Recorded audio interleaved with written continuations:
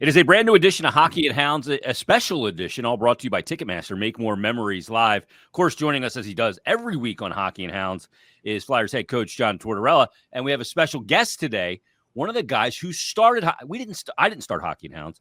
Torts and Anthony Rothman did from 97.1 The Fan in Columbus. This is a program that was launched there, had a lot of success there, continues to have success there. And we welcome them both to this episode. How you guys doing? Good to see each other? Yeah, fantastic, man. It's good to have this guy back in the barn, baby. We miss him. We miss him dearly. I do, especially. The first question is for you, Anthony, because Torts comes with a lot of preconceived notions, I've found. And a lot of them are lazy narratives. When Torts came to Columbus, you had your probably preconceived notion as well, based on the media representation or kind of just a reputation. What was it like getting to know the man and finding out he's totally different than you thought?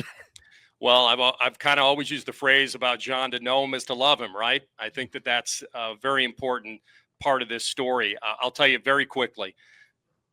When John was hired here for the Blue Jackets, I obviously know his sports and I knew of him, didn't know him personally. I looked up some stuff, and on YouTube I found a dog walk he did for the Westchester Humane Society when he was with the Rangers. And I thought, and this is my bad, I thought, wow, I bet the Rangers set this up for him. Mm-hmm. I didn't know.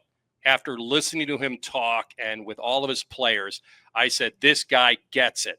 I wrote him an email, I think, or maybe even a snail mail, I don't know, through the Jackets. And I wrote him a letter, and I said, I told him who I was, that I hosted here radio and television. I'm a humane agent here in Franklin County, and I'd love to partner with you on some animal projects. Within 24 hours, he was calling me. I hadn't even met him yet.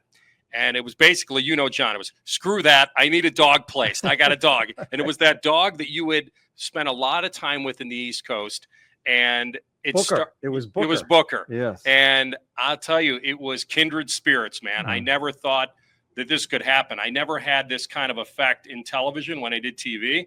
But in radio, what John's passion, as you know, brings so much to the table. And then my history with being an animal advocate, we just combined forces and it just took off. John was really the driving force to say, let's do a show. He was the driving force to say, let's get apparel. You know what it's like to be coached by this guy. Yeah, coach is hard. Anything less than perfection in a lot of ways. And this means so much to both of us. And that's how it started. Just a simple note. And he responded right away and off it took. I read a story on him in the paper before I met him. It was really weird how it all came in. But I read it was some story written on you as far as some of the things you were doing, helping out in the public there. As far as what's your title? What's it called?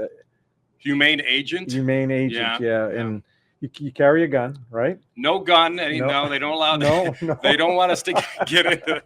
We carry certain weapons that can help us in the field, but the last thing they want us to do on the front line is have those types of confrontations. Yeah. We're not about pulling dogs. We're about getting dogs into much better situations, but we're trying to educate owners in the public. Some of them just want to be helped, and some of them need to not have a dog. But John and I kind of took this to a level of animal advocacy for adoption. I've said it this way. Anyone that's willing to take a commitment to a dog or an animal for 10 to 15 years, whatever it takes, that's a selfless act. They give so much more than they get a lot of times. But we want to take the pile of people that go to breeders and say, you know what, if you're on the fence, go to a shelter, go to a rescue. There's a dog living in a cage right now, most of its life, and you can be that dog's hero. And that's what we're doing, trying to find hero adopters, people that are willing to take on this commitment and get so much from it, but do it with a rescue or shelter. Take that one step. And these dogs speak to you. You walk in and they tell you, I'm your dog. So we're hoping to take it. Chase, you don't understand how much he does for this. You and I talk about it. This guy here is, I've learned so much from him in the years we did the show. And just talking to him, family, friends now, it's just, it's emotional. Humbling in a way, isn't it? Both of us. Yeah. Excuse me? It's humbling in a way, isn't it? To be able to build this to what it's been built to. And then, look, the life of a coach is sometimes you got to move on. You got to move to other cities. But to be able to bring the program to another city like you did to Philadelphia, Torts, is part of what grows it in some ways. It's fantastic. And I have a very good friend of mine now, and I have nothing but respect for what he does and how he does it. We've had a really good effect with this. It took two people with a platform to get it done. And so we're using it. John and I always joke, let's do the hockey crap for 8 to 10 minutes and get on to what we really want to talk about. Yeah. And he was so, I'll tell you, Jason, I'll tell you a quick thing. And I don't know if he'd admit this, but there are a lot of things, little nuggets that maybe he would hold back that he would want to release on our show. It pissed off the media here to the end of the world. Yep. But he knew that if it was appointed listening, if they knew they were going to listen for the hockey, they would wait for that little nugget and then get to the animal that we were going to showcase. And it just worked so well. Yeah. So to his credit, his passion, as you know, is unmatched by anybody I've ever met. And so he's got a platform, I've got a platform, and I think we have a responsibility to our own passion and love to make it work. Yeah, I agree. Our conversations, our hockey conversations are, and they're conversations. It's not just me asking a question. We have a good conversation, and I think that leads more eyeballs and ears to the message and what we're trying to accomplish, which is ultimately to find these dogs home, to find, like you said, to find the heroes, the people that are willing to make that commitment. And the other part of it is there's other heroes, the people that are willing to foster and just get the dog out of a cage. So yeah, a lot of that is happening now this time of year with Thanksgiving sleepovers and holiday sleepovers and Christmas sleepovers to get these dogs out of the shelter, out of a stressful environment. I don't like that people judge dogs in their environment in the shelter to the nth degree. Those dogs have been nervous. They've been picked up and dropped into a foreign country, and they're not going to be. You get them into a home environment, and you watch the creature comforts take over, and all they want to do is get and receive love and give love. And so that's what I want people to do, is take a chance on getting a dog out of a shelter, take a walk with the dog, and you will see the personality just shine, and you know what they're about. They're as loyal as anything, and the relationship that you can have with an animal and that animal has with you sets in roots that's for life. They'll walk by your side the rest of your life while they're here, while they're gone, and you know the penetration of it. Torts, how much has it helped you to be able to come home to that unconditional love? Like, so, hockey season is stressful. It's a long year. It's even for you're not playing, but you're a coach. It's physical, it's mental, it's emotional. To be able to walk in the door after maybe you just got your doors blown out on the ice and things didn't go the way you want, but that dog you walk in, tail going, wagging it and going crazy that you're home. Happened the other night coming home after Utah, where we lose a game. I don't think we played with a whole bunch of energy. It was one of those games I thought both teams weren't good, and you get home, it's therapeutic for me. It's you know, my wife has followed me around in this mess for I don't know how many years. It's been forever, and what keeps us going, and quite honestly, it's more important. It's more important. I'm going to give everything to my job, but what we're trying to do for animal welfare, and just to try to help out with the shelters and all that, that's very important to us. So that's something we have at our house all the time. That and it just it's hard to explain for people that don't experience it. It's just so therapeutic to have the animals around. We have 5 dogs, 3 horses, and that's our life. She has to ask me questions about hockey, but it's a very brief conversation when we're at home because the more important stuff is going on right there. Yeah, it just means so much. Torts, you have a big week in front of you. Last week, maybe was some missed opportunities for you guys. Somebody had sent me a message and says, "Oh, the Flyers got a point today on Saturday." I said, I didn't look at it like you guys got a point. I look at it like you lost a point in the standings.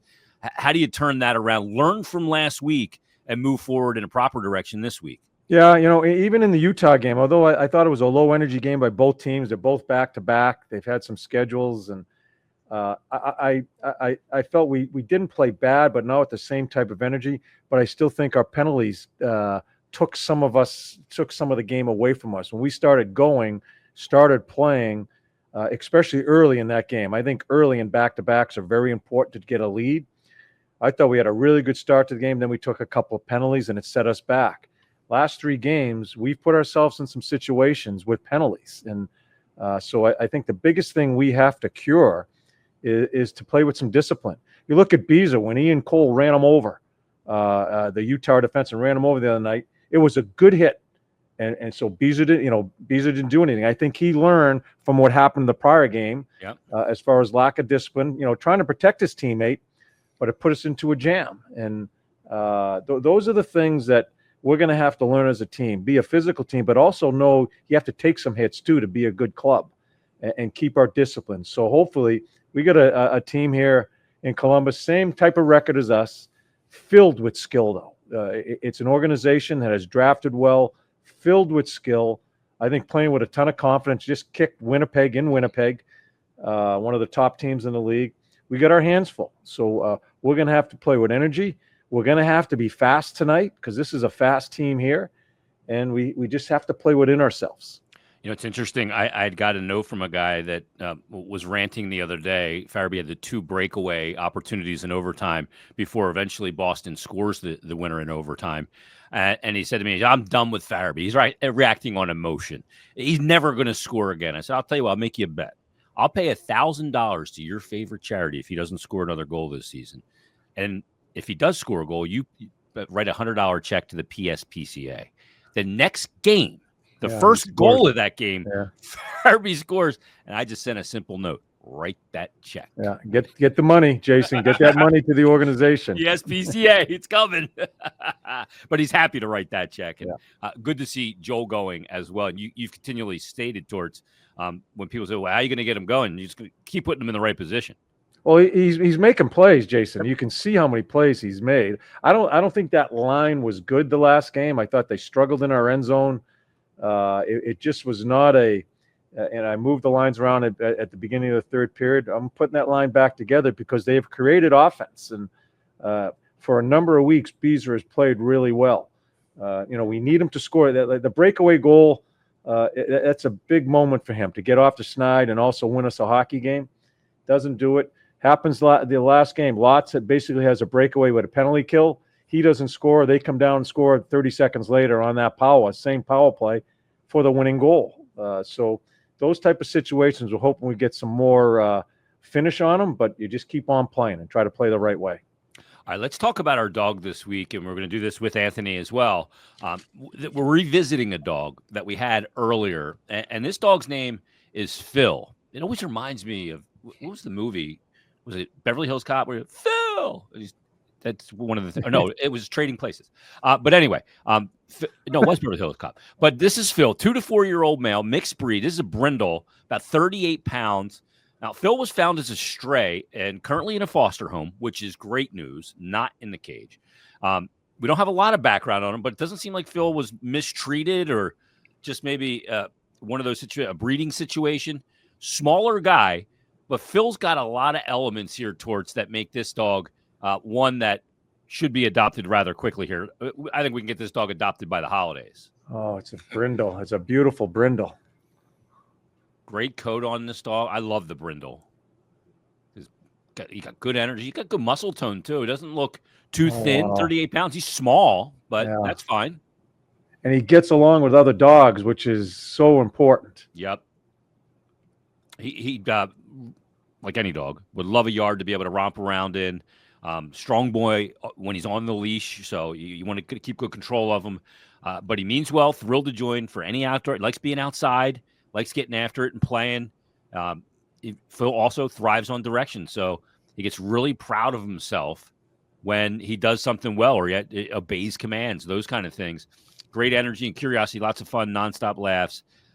It will take some fine-tuning to keep him some of those puppy behaviors from causing some mischief, and that's normal for a dog, but a very loving dog that's going to reward you with endless affection. It Phil's an absolute home run. He's beautiful. Beautiful dog, and you could just see the personality and how much he craves being loved. And listen, most dogs are food motivated. Most are, but you can use it in the training, get some high value treats. I tell people that when they're taking their dog for a walk, don't just grab the treats you normally give them in the house. Try to find something that's higher value that they don't get all the time. And then when you take them out for that walk and they know they're going to do their commands for you and sit and heel and all that, they're like, wow, I only get this when I do that. So if you take go to the normal cookie jar at home, your treats, Try to find something a little level up that they don't normally get, and you'll see a different response from your dog. We do this with reactionary dogs a lot, where if dogs don't like other dogs and they see them out in the public, you immediately get their reaction. You find a key word for them, at a different tone of your voice. Like here, find a different tone of your voice, give them the high value treat. And then what they see that causes stress and anxiety, they now associate with getting something good. It's called reactionary training. We do it with a lot of dogs that are dog aggressive. Some don't like men or people or whatever, but mostly with the dog aggressive ones, you get them out in the public. Instead of trying to do all that stupid stuff of yelling at them and pulling their leash, not gonna work. It never works. It should never work. And it's never appropriate to do that. And so reactionary training is done with high value treats. Go to a pet store and get something high value that they don't normally get, and reserve those only for the walks and the training. And I promise you will see a level jump. That's reprogramming the dog is what you're doing. What they see, you get their attention. Yeah. Yep. And then all of a sudden it's, wow, that thing's now not so bad anymore because I'm associated with getting something good. It's great information for this dog right here. Yeah. Right. Yeah. Absolutely. That should help some people that are listening, just if they're interested, but a little worried. That's what I mean. When the years Anthony and I did this, I don't know when it all happened with me, but I just didn't know enough about animal welfare, what was really going on, until I married my wife, and she's all in. Yep. And then when we met Anthony, it just brought us to a whole different level as far as understanding really some of the just heinous things that go on with our animals, and how and like what Anthony said too, how you can save them, how you can reprogram a dog from bad not give up on them. You just can't give up on them. No, they want it. They really want to please. They live for that. They live for the love they get from human beings. They crave it. And so you just have to find a way. Listen, they deserve to feel love every day. They're not watching TV or going to hockey games. They crave love from their family and their people. And so if you treat them that way and you give them the love they deserve every day, they give it back times 1,000. Torts, you've coached in some pretty big cities, obviously in New York, down in Tampa, you win a cup there. You're in Philadelphia, one of the big metros, Vancouver. Columbus, not the biggest metropolitan area in the country, but what are your memories? 6 years in Columbus. You really accomplished a lot. You get that playoff series win and with that sweep back against Tampa. I mean, and you reflect back on your Columbus experience, what sticks out to you? It is by far one of the most underrated cities in our country. They community, call it isn't it? Oh, it's unbelievable. Some of our best friends, some of the best acquaintances and friends that our family has is right here and still have. But what goes so unnoticed, how beautiful the city is. It just so the restaurants, the downtown is so overlooked. And I think once people get here, I remember when this team came into the league. I've been coaching for so long. I was here when this team came in, what the city was like, and it was shaky. The first time we started coming here, what they've done to the city and the downtown, how beautiful it is. And I lived out in the outer areas because we have so many animals. So I was outside. Some of the beautiful parts of the country out here around this city, it is so underrated. And you watch the people here tonight. Even when there's some struggles, it's one of the louder buildings. The brick that they've used to build this building, you walk around in here and you go inside and just check it out. It's one of the more unique buildings. It's such a loyal fan base. No matter if you're winning or losing, getting kicked during the game, they try to help you. They're not looking to jump on you. They try to help you. It's one of the fondest memories I have are the 6 years we spent here, and some of the people I've met, including this guy, and some of the work we're able to do with the community for what we're talking about here with animal welfare. So it's kind of the earth home people. to us. Good pace to life there. Yeah, it is. The cost of living's fantastic. Yeah, people just don't understand what this area is about. It helps that this is. I mean, Ohio State is certainly the franchise, but this is our only pro team, and so they have really they dive into it because the Blue Jackets mean so much, and so we're kind of that. If they ever when John got it to the level he got it, when they swept Tampa, the series you're talking about, swept the best team in the last 25 years, and they weren't even in at the end, and they went all in at the end, and he still had to get him in. And the pressure they felt in the last couple of games of that year, because they were not in yet, when they decided, hey, we're not trading guys, we're going to take this team in. And then to get that payoff, the courage it took to go all in, and then to be able to get that payoff. And you guys can look up his famous speech. You know what it is. They made T-shirts about it. Yeah. And, but, yeah, it's a great city. And I think when his personality and guy of his experience and stature and success came to town, we didn't need him to like legitimize us, but it did give us a little extra edge. It's got it's got that little bit of a badge of honor city that, cold weather city, Mideast, Midwest city, I think he brought that kind of edge to us again. And so it paid off, but yeah, he's right. They will get into it here. Yeah. And whenever we get back, and he's right, they're rebuilding it the right way again. I know you guys are in a rebuild. We're in a little bit of a rebuild here. So, but you'll feel the energy tonight. Yeah. There's always one team that I hope the Flyers shut out more than any other team, and it's Columbus because of the cannon. I don't want to hear that stupid cannon. but it's a great signature element of the building. Last thing. I love when I get good news when we're taping Hockey and Hounds. We have found a home for Chessie. Chessie has been adopted. There you go. There's another one. That's fantastic. Yes. What's the percentage now? I don't want to put you on the spot as far as how many have been adopted this year, but I think that there's only 2 that haven't been. Okay. The one that's gone back in to get the medical procedure. Yes. And I can't recall the other dog's name. Ang. Ang is. Yeah, Ang is. Where is Ang now? She's in. She's not being fostered. Yeah. That's the one that with 2 stab wounds. Yeah. Oh. Well, for all the information on Ang and all the other dogs, including Phil, who we're featuring this week, go to PhiladelphiaFlyers.com/hockey and hounds. The Paws Pet Food Pantry is low on stock, and they could really use your help filling it up. Dry dog and cat food, clumping litter, and most requested items.